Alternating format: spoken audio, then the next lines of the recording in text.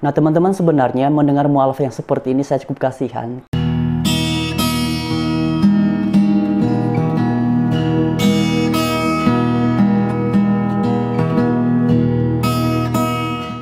Mari sama-sama kita simak apa yang disampaikannya dalam cuplikan video berikut ini. Buku-buku yang menunjang hal itu, misalnya waktu itu awal-awalnya sih pengen tahunya dari buku-buku Kristen sendiri. Sempat tanya ke ayah saya tentang gereja mula-mula gitu. Jadi sempat dikasih tahu buku apa ya waktu itu gereja mula-mula, pokoknya gambarnya gitu. Jadi sempat baca di situ juga muncullah tentang Konstantinopel. Jadi saya juga cari tahu tentang Konstantinopel, gimana berdirinya. Di situ juga ketemu tentang Trinitas, gimana bentuknya Trinitas, sampai ketemu bukunya si Dr. Gerald yang Salib di Bulan Sabit. Itu kebetulan saya sering maksudnya pas mau baca tetap lihat referensinya dari mana. Kebetulan waktu itu ketemunya tentang kitab misalnya Matius, Markus, Lukas, dan Yohanes itu seperti apa dibentuknya. Jadi itu hanya dijahit lagi, maksudnya diulang-ulang terus ditambal-tambalin gitu. Jadi ada banyak hal yang dirubah. Jadi nggak murni perkataan-perkataan Yesus itu nggak murni di situ. Ya sudah, aku pas lihat referensinya ada Gold and Gospel ya. Terus kemudian Ahmad Deedat juga bukunya. Jadi kebetulan di Gramedia ada Ahmad Deedat. Alhamdulillah, maksudnya di situ juga lebih jelas lagi tentang yang aku ingin tahu gitu. Jadi dari situ mulai mantap. Kemudian saya tempat lengkapin juga dengan Da Vinci Code atau Knight Templar itu. Ya, ditambah dengan YouTube-nya dari Ahmad Deedat dan beberapa dari misalnya Moko Ginta, ya dari situ mulai mengajak saya bukan untuk maksudnya percaya Islam seperti ini, belum waktu itu. Jadi mengajak saya untuk berpikir. Jadi saya mencari tahu sendiri lewat Alkitab, karena di situ kan ada rujukannya ayat ini, ayat itu.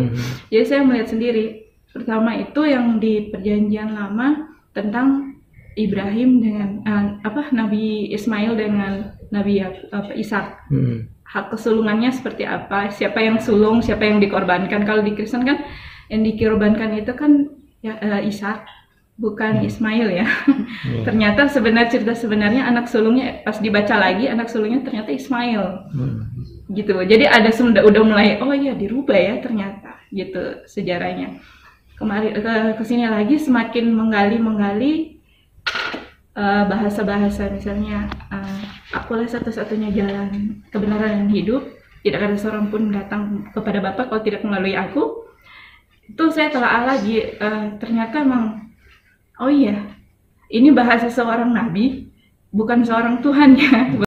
Nah teman-teman, itulah cuplikan videonya dan sudah jelas ya beberapa hal yang disampaikan ini sebenarnya bukan sesuatu yang baru. Ini juga sudah disampaikan oleh mualaf-mualaf yang lebih duluan daripada dia ini, seperti Irena Handono dan beberapa mualaf yang lainnya. Salah satu yang sering sekali disalah mengerti oleh mereka ini adalah mengenai Konsili Nisea yang dilaksanakan pada tahun 325 itu, yang mana kemudian mereka tafsirkannya dalam momen di mana Yesus itu diangkat menjadi Tuhan.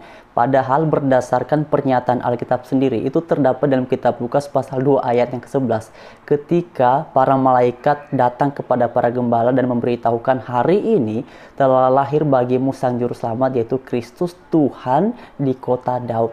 Jadi mengenai Konsili Nisea ini teman-teman saya sudah pernah bahas, teman-teman bisa memperhatikan di video-video sebelumnya. Tetapi mengenai apakah itu ajang atau momentum untuk mengangkat Yesus menjadi Tuhan, itu nggak ada hubungannya sama sekali. Nah kemudian tadi dia ini juga mengatakan tentang mempelajari Alkitab, dan salah satu referensi yang dipakainya ini adalah mengenai khotbah atau ceramahnya Ahmad Deedat ya. Nah teman-teman kalian tahu sendiri ya, ini kan sumbernya bukan dari Kristen. Nah kemudian tadi di bagian terakhir dia ini menjelaskan tentang beberapa ayat dalam Alkitab itu yang diubah-ubah. Nah ini juga sebenarnya sebuah pernyataan yang sudah biasa mereka sampaikan, tetapi giliran kita orang Kristen bertanya, sudah kalau misalnya Anda meyakini bahwa ayat-ayat tertentu telah diubah, sekarang tunjukkan kepada kami orang Kristen naskah yang asli menurut versinya Anda sebagai pembanding dari pernyataan Anda, yang asli yang ini, yang tidak asli yang itu. Kemudian tadi di bagian akhir dia menjelaskan, oh ternyata setelah dipelajari dalam Alkitab, yang sulung itu adalah Ismail, sedangkan yang tidak sulung itu adalah Ishak.